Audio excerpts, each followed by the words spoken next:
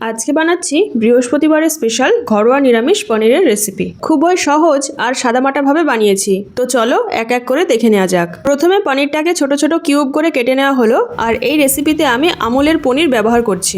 এরপর পনিরের টুকরোগুলোতে অল্প লবণ হলুদ মাখিয়ে কড়াইতে বেশ খানিকটা সর্ষের তেল গরম করে একে একে সব পনিরের টুকরোগুলো ছেড়ে দেওয়া হলো। পনিরগুলো হালকা সোনালী রং হওয়া পর্যন্ত ভেজে নিতে হবে।